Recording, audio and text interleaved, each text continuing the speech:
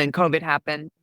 I became our COVID lead physician for our department and subsequently burned out from doing all that work and really dealing with COVID in general. It was very fulfilling, but the patient volume was rising and I just couldn't see myself being able to keep up with that volume and actually treat my patients the way I wanted to, but also be able to balance that with a leadership role. That's about the time when I actually found a physician coach, and they really helped me be the best leader I could be at the time. They helped me realize that I didn't want to lead medicine. I just needed a different way to practice. They gave me the courage to tell my boss that I was burnt out, which was really hard for me because there's just so much. I think I was judging myself for being burnt out, a lot of embarrassment, really trying to manage like what part of this was I responsible for versus the system was responsible for. And ultimately really taking ownership for my part because that's the only thing that I can control.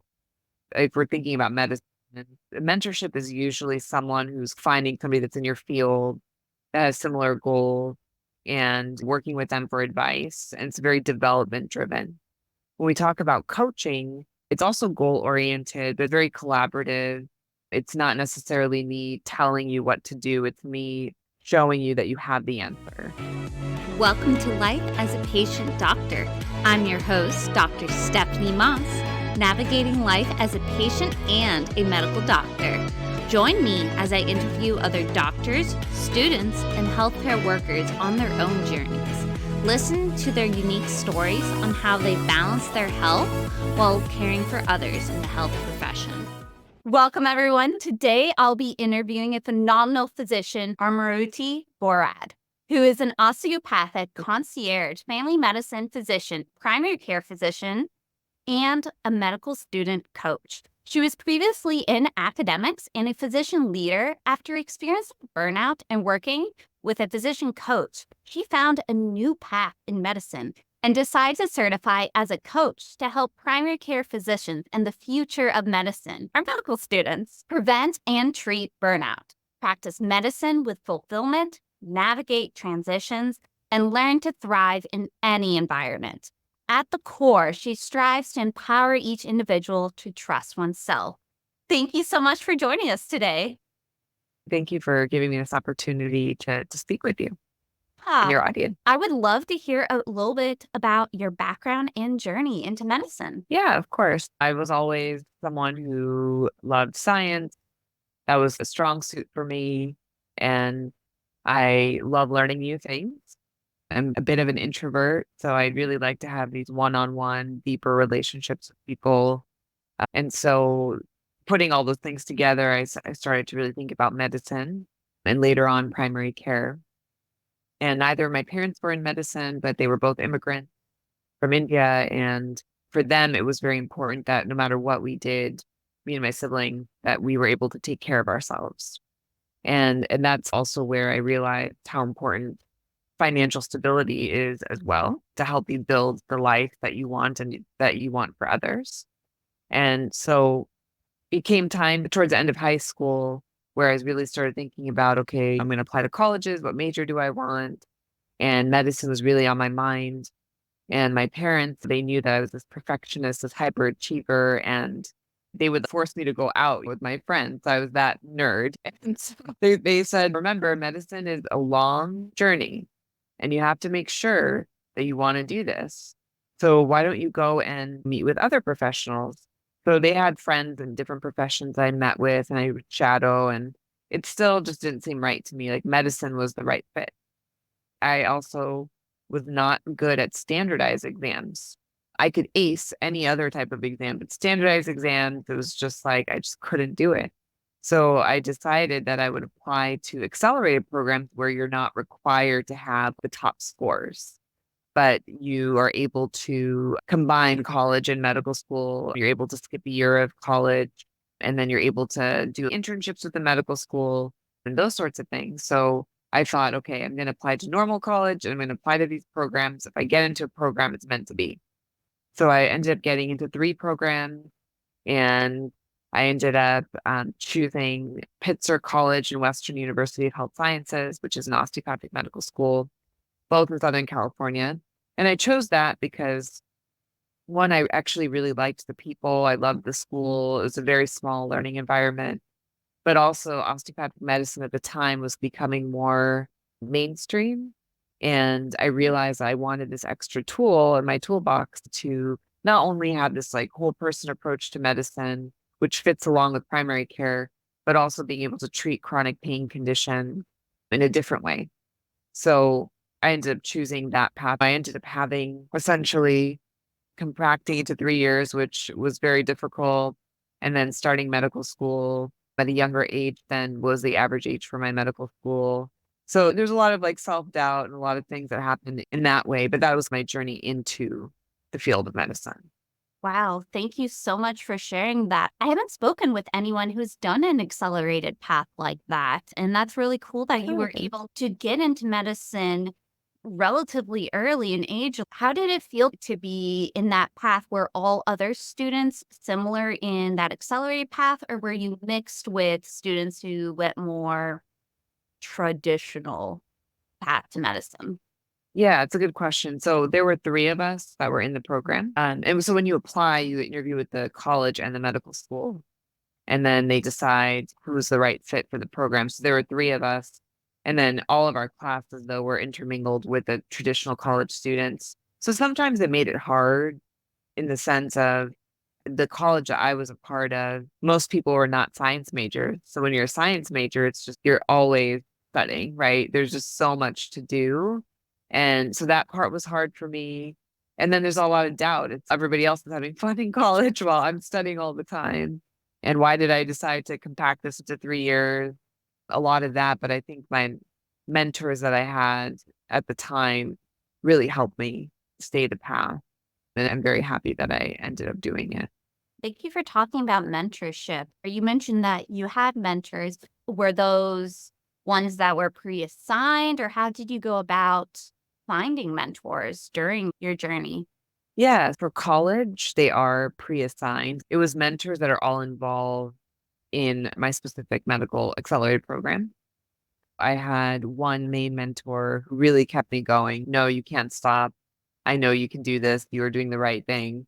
And then I had other mentors along the way that were just added from the program. And then in medical school, yes, you're assigned mentors, but what I ended up doing was as I went through medical school and learned which professors I really connected with, those are the people I would reach out to. And at some point in medical school, I think it was my third year, I thought I was going to quit. And like, let's just quit medicine altogether. I'm going to go back to school and become a teacher, which is something that was always on my mind. I reached out to this person that I felt very comfortable with, and they were like, whoa, slow down. You can teach medical school. You don't have to go back to get a teaching degree. I think that helps. I did it based off of feeling and comfort. When I finally went into residency, same thing. They assign you classmates ahead of you. They try to assign you mentors. But I always found just searching for my own or figuring out who I connect with, that's who I chose to be my mentors. That's wonderful. That is a question I've had a lot by other students. Like, how do you find mentors? So I'm glad you talked about that. The how important it is to find a connection with someone who gets you that relationship building for the future. Yeah. I know you talked a little bit about do you standardized exams before medical school. Did you also have that same experience when you're in medical school with the second exams or clinical? Absolutely. So yeah, the MCAT is the first step Mm. into that whole realm. But yeah, same thing. I did very well on our subject exams that we all do in medical school. And then when it came to the steps, it was just the same thing happens again, where it's learning about your story. I never thought of test anxiety as a disability, but that's definitely what was happening. And I think it really was anxiety, to be honest, that prevented me from excelling on these exams. So for my step one, I did just fine. It just wasn't, if I wanted to be a radiologist or a dermatologist at the time, that wasn't going to happen. But I had a mentor, and this was an assigned mentor for like my last name, right? They do it based off last name. And I actually really liked them. They were a primary care doctor, and I had spoke to them and they said, not all hope is lost. It's fine. At that time, I was already thinking very strongly about primary care. And also at that time, I know now step one is pass fail and step two is more important. For us, it was step one was more important. That was a difficult time for me too, but I was able to get through it and I still became the physician that I wanted to become. So it was just one little blip in the road. And at the time, it felt enormous, like it was something I was never going to get over, but it all worked out. It's really hard in the moment, especially how much weight they put on those board exams. I'm really glad that you found someone that was able to bring you back to the most important part of medicine. It's not just the score, it's more. And like you said, you got through it and now you've been in the field doing what you love. And that is way in the past. You don't have to think about it. So for now that I bring it up. Are there any other challenges or triumphs in your medical education, residency, and then now career that you would like to talk about and share? Yeah. So I think in medical school, some of the challenges were being younger than the average age of our students and knowing that a lot of the other students had previous careers before they started medical school and just that self-doubt. Do I belong here? Imposter syndrome. You think that you don't belong here, but you absolutely do. Really downplaying your achievements. I think mindset was the biggest challenge I had in medical school. And then deciding on a specialty. I thought I really wanted to be a neurologist for a long time. And I chose to do my one elective that I had in neurology and then realized, oh my God, this is not for me. And it was disheartening because I was focused on that. And I really thought this is going to be it. So I think that was a challenge. And then eventually realizing that family medicine was the right fit really helped. And then the next challenge was deciding at the time you could only apply to either the MD or the DO match.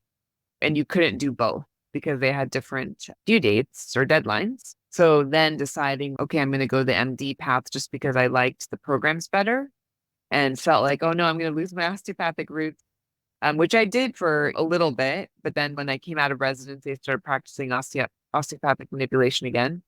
So that was a big challenge. And I think some of my triumphs in medical school were really building relationships with people, with my classmates, and not just my classmates, but the different years and the different schools, because there was a pharmacy school. My roommate was a pharmacy student, and just really connecting with people and also like making time for myself, making sure that I fit in something every day that I felt I enjoyed and making sure there was rest between exams or right before exams. I think prioritizing that really helped me. In residency, it was relationships was really important. Like having really good relationship with people I was working with was what really kept me going. And having the right mentorship at the time as an attending, I think I really enjoyed academics. I loved to teach. I was with UCLA after my training there for several years. I only left because I got married and moved to San Diego. And I joined a department that was not academic at the time and really got to focus on patient care and efficiency. I really enjoyed that for a long time. Then COVID happened. I became our COVID lead physician for our department and subsequently burned out from doing all that work and really dealing with COVID in general, which I think everybody has a story about that. And I was able to push through that and I became our clinic medical director. Then I became our department wellness director, which is really fun. We created a whole wellness program and I just loved that work. It was very fulfilling, but the patient volume was rising and I just couldn't see myself being able to keep up with that volume and actually treat my patients the way I wanted to, but also be able to balance that with a leadership role. That's about the time when I actually found a physician coach and they really helped me be the best leader I could be at the time. They helped me realize that I didn't want to leave medicine. I just needed a different way to practice. They gave me the courage to tell my boss that I was burnt out, which was really hard for me because there's just so much. I think I was judging myself for being burnt out, a lot of embarrassment, really trying to manage like what part of this was I responsible for versus the system was responsible for. and ultimately really taking ownership for my part because that's the only thing that I can control. So being able to talk to them, was able to go part-time, and then I wasn't allowed to stay part-time just based off our department structure. So making the decision to resign and go somewhere else. And then last minute, there was a position that became available in our concierge medicine department. And my boss really felt that this was a good fit for me. This is the way that I would want to practice medicine. I am very lucky to have always had a very good relationship with my boss. And it goes to show why it's important to have good relationships with the people you work with. And so I ended up deciding, okay, I interviewed for the concierge position and I never thought in a million years I would do concierge medicine. But it really was the way for me to stay and enjoy medicine. Not for everybody, but for me, it was really important to have more time with my patients and have the right staff support. And those two things I've found in my current practice. So that's what led me to concierge medicine. And then because I burnt out and had a coach that helped, I certified as a coach. And that's why I started coaching students and primary care physicians is my goal to focus on primary care physicians because I think primary care versus specialty care, we have a lot of the same challenges, but primary care it's a very specific type of challenge. I can really speak to that because I've experienced that. But I think through the whole journey, just learning the importance of teamwork, the importance of recognizing when you're burnt out, going about asking for help, and then figuring out, okay, now that I've asked for help, how do I move forward? And really the power of social media and building communities. This is the first time I've seen physicians from all different specialties coming together versus trying to be all these separate, to be so separate. I feel like we've really come together and we've made a lot of progress. There's a lot to be done, but we've made so much progress towards the wellness of our physicians and our students. Thank you. You shared so many things that I wish I could be here for so much longer to dive in. Human burnout is huge in medicine right now, in wellness. And I love how you talked about that you were able to recognize that not all of it was you, part of it was the system, but then also take ownership and tell others and tell someone else that you're struggling. How did that conversation go for other individuals who are experiencing that burnout and maybe are fearful of losing their work if they actually verbalize it? What kind of thoughts that maybe the coach gave you or your recommendations? Yeah, it's a great question. The first thing is I always had a supportive boss, and I got to know him very well because I was in these different leadership positions and meeting with him pretty frequently. That's one thing is if you have a good relationship with the person, it makes it a lot easier.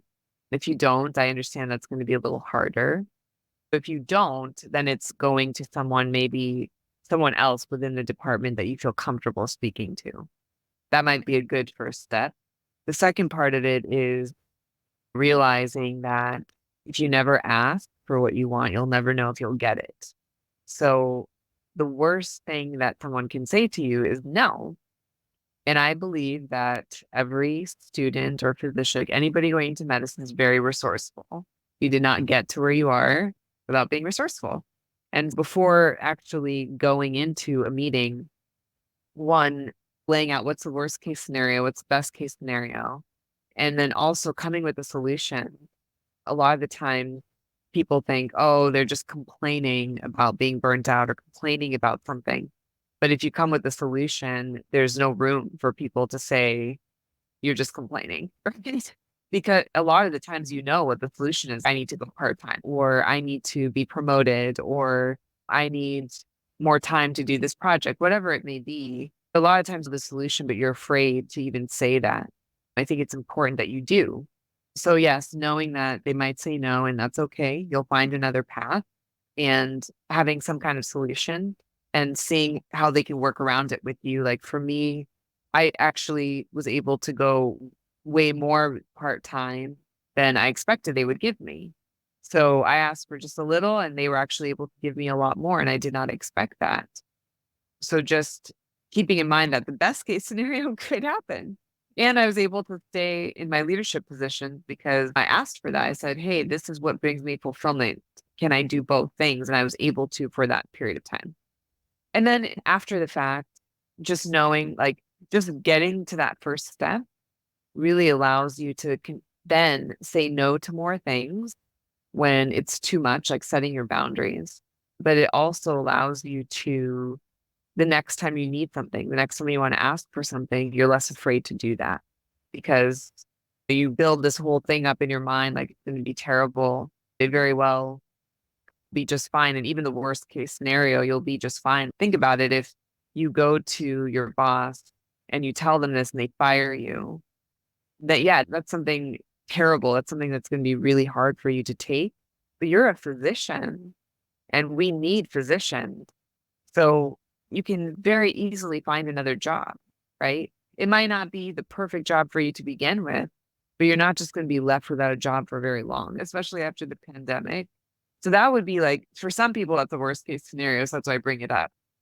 But doing that and then also helping your peers, because I'm sure once you speak up, like once I spoke up and I was resigning, there were a lot of people after that that were like, I need to go part time. There were people that they were trying to fill some of my role. And I recommended certain people. I spoke to a lot of them and them asking me, like, why did you burn out? What happened? What should I ask for? That sort of thing. And just explaining, again, like me taking responsibility for my part, but this is how it could have been better. This is what I would talk about at least with the supervisors. It's like a ripple effect. Like you never know like what you do, how it will affect other people in a good way. So that was my journey into that specific discussion of I'm burnt out. I need to go part-time. How am I going to sustain this?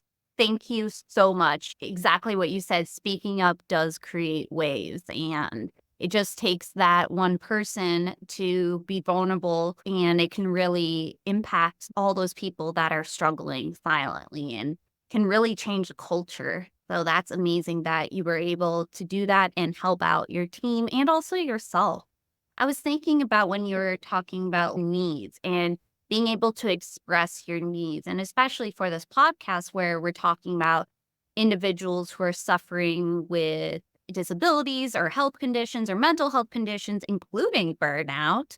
I feel like that is a very common question that people talk about is like, how do I ask for accommodations? How do I ask for help? Because especially females and then females of color, we don't want to be complaining. We don't want to be seen as lesser than our colleagues. So it's so healing to hear your story and hear the success that you were able to express your needs and ask for your needs, and they didn't just ignore you or kick you to the curb. Like they actually Yeah. worked with you and worked with other individuals. I can tell the coach in you is coming out and the great advice you're getting.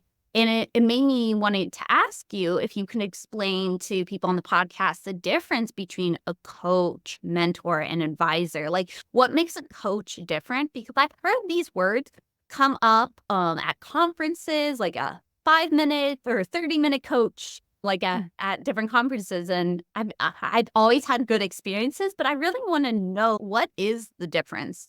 And I'm sure other people too would love to hear. Yeah, that's a great question. I'll start with a mentor. We all have mentors throughout our life. And if we're thinking about mentorship is usually someone who's finding somebody that's in your field that has similar goals and working with them for advice. And it's very development driven. When we talk about coaching, it's also goal oriented, but very collaborative. It's not necessarily me telling you what to do. It's me showing you that you have the answer. How do we draw out the answer from you? And what is it that you want? Really helping you create, we say mindset is a big barrier for most people. It's like, how do you create a belief system that really serves you? And coaches, they don't have to be in your profession.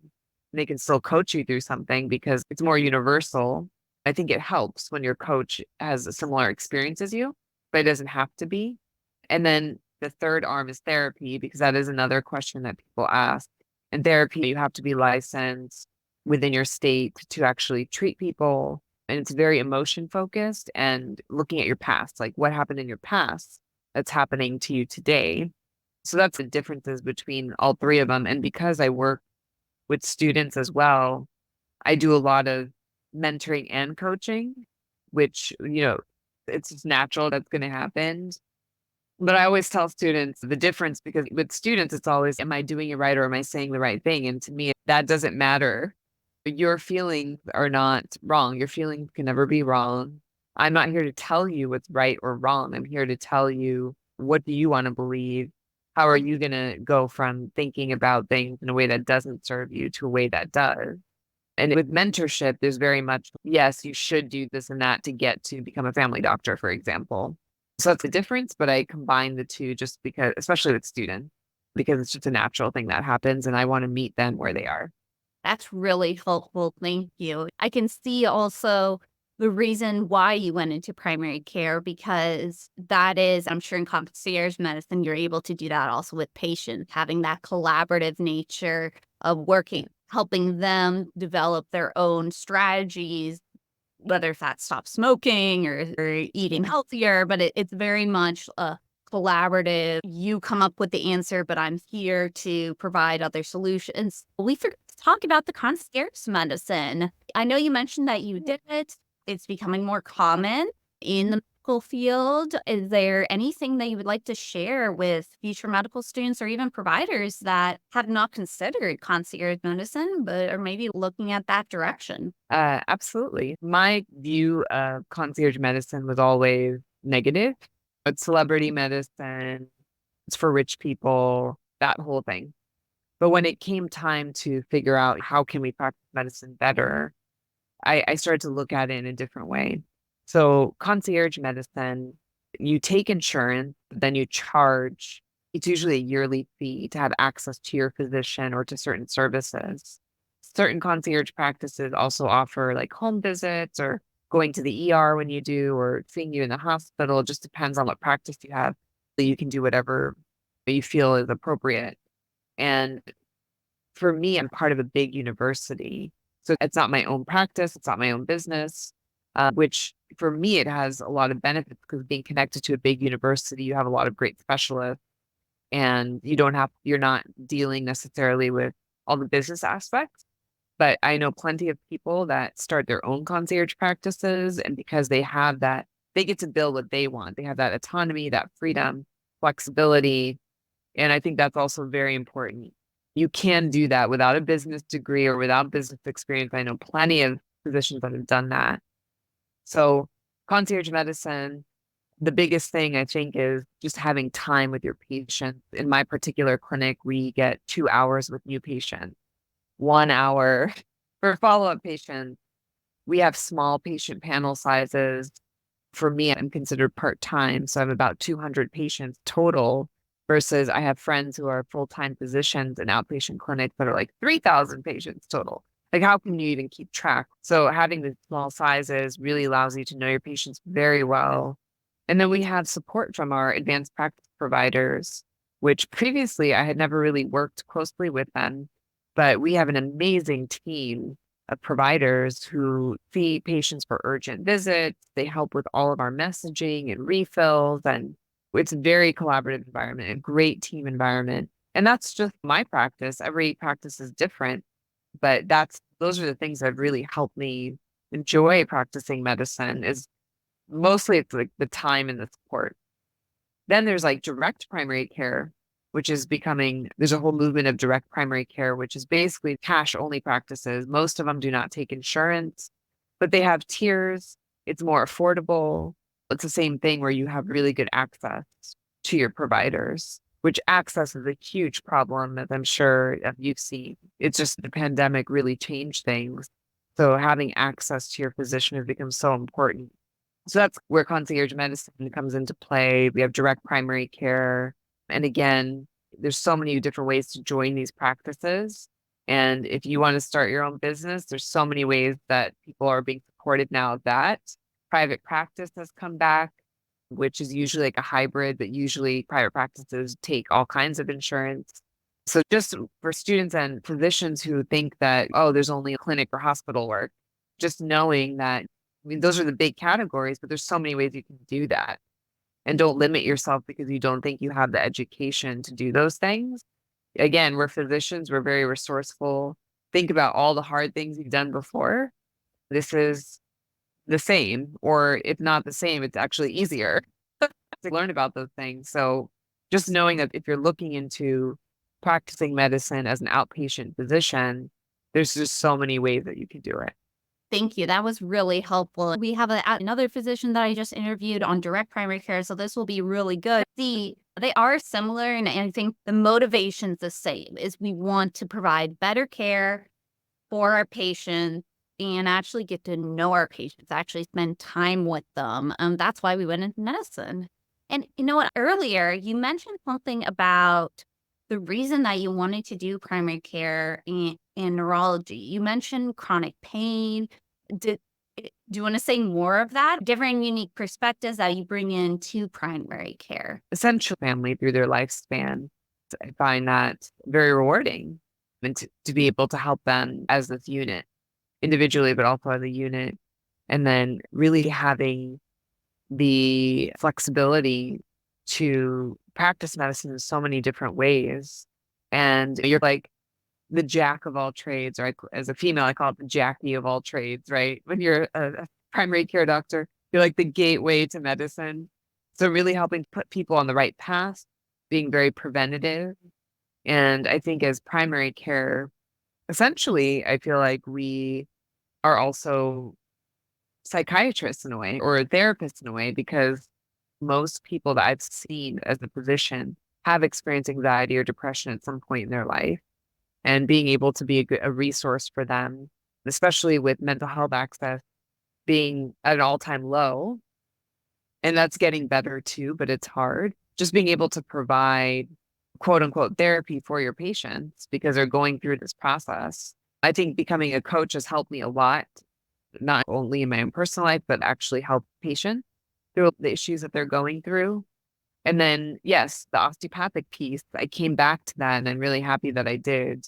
I really came back to it when I came to UCSD because they're very supportive of osteopathic medicine. They have an integrative health center, and being able to help patients with chronic pain conditions. There's a lot of other things you can help with, but my focus has been chronic pain conditions through the manual therapy, like to be able to help them in that way and not just throwing medication at them, which medication, of course, can be a very important component to it, but just having this extra thing to help them. And when you actually treat people with osteopathy, you're spending an hour with them. And it's also almost like a therapy session for them as well, because you're talking about all the things going on in their life. That piece, like being able to talk about how you feel, but also being treated for your pain. We all know mind and body are very connected. I think both of those things together is what's really helping these patients that I'm treating, not just the physical part of it. I love that. That is definitely one of my goals. Even though I didn't go the DO route, I'd gone to conferences where I've learned osteopathic techniques, and I'm very interested in the mind-body connection for that reason, because physical touch is so important just for the human experience, and just recognizing, like you said, the way the mind works and the body, there's a connection there. Medicine is not the only thing. There's so many other paths for treatment and for healing. As we finish off, is there any last tidbits that we didn't mention that you would like to share with the podcast? Yeah. So I just, for really anyone that's listening, just remembering, one, don't be afraid to ask for help, because the longer you wait, the worse it gets. And so just ask for help in whatever way you can, whether it's your family, your friends, your colleagues, your boss, whoever it may be. If you're starting to notice that you're having problems or concerns, it's really important that you do that ahead of time. I think remembering that you're on your own path and not comparing yourself to other people. If you are comparing yourself to other people, it should be about looking at how are they successful in this realm? What were the habits that they create to be successful? I think that's really important. And then not believing in this, what we call the arrival fallacy, which is thinking that once I become a doctor, or once I become a clinic director, or once I become whatever it may be, what your goal is, then I'll be happy. That just doesn't happen. And I think as a student, even as a medical student, you know that because once you got into medical school, it's like, oh, you were so excited, but then there was something else, and the next thing, and the next thing. So just really trying to enjoy your journey, really trying to find all the opportunities, any challenges that you're facing, I think is really important. And then just knowing that all you have to do is take the next best step. You don't have to think hundreds of steps in advance. It's just the next step forward. And I think that's important to keep in mind when you're going through something that's very difficult. Thank you so much. Would you like to share your social media and how else individuals can get in contact with you? And I'll also link it below. Yeah, sure. So, best way to get in touch with me is through my website. So it's www.borsisphysiciancoaching.com. On there, there's a contact form. You can send me an email. There's a lot of free workbooks and worksheets that we may want to look into that may be helpful. And then all my social media platforms are on there. I primarily do use LinkedIn, but I know with students, you're all across the board. So I'm also on Instagram and Facebook and Twitter. Any way you want to contact me, but if you go to my website, everything's on there. Wonderful. Thank you. I'll make sure to include that website so people can get in contact with you to get more information. I'm sure you do coaching that people can sign up for. And I'll make sure to include that. And I want to thank you, Dr. Borad, so much for joining. And then also everyone who joined today. We talked about burnout prevention, mentorship, coaching, teamwork, recognize how you can go to a different type of medicine that maybe is more in line with what you believe. And I want to thank Dr. Borad for sharing her experience and the lessons that she's learned throughout her journey. Something that I love to share is know that you're not alone. Dr. Borad is an example that you can struggle in school, you can struggle as a resident, you can struggle as an attending, and it's okay. You will get through it. You just need to ask for help. It's so important to remember that you're not alone and that you don't need to give up. There are so many people out there rooting for you. If you haven't already, please follow and subscribe, whether you're listening on YouTube, Spotify, Apple. Make sure you click subscribe and look at all the other interviews. We are interviewing physicians, residents, attending nurses, a lot of individuals throughout the healthcare field that have experienced challenges of living life in addition to being healthcare providers and seeing how that impacts their job. It's so important to remember that we're all humans too. So make sure you follow and subscribe. You can contact me on my website, MedPsychMoss, on any and all social media at MedPsychMoss. Thank you again, Dr. Borad. See everyone in the next podcast. Thank you. Thank you so much for having me.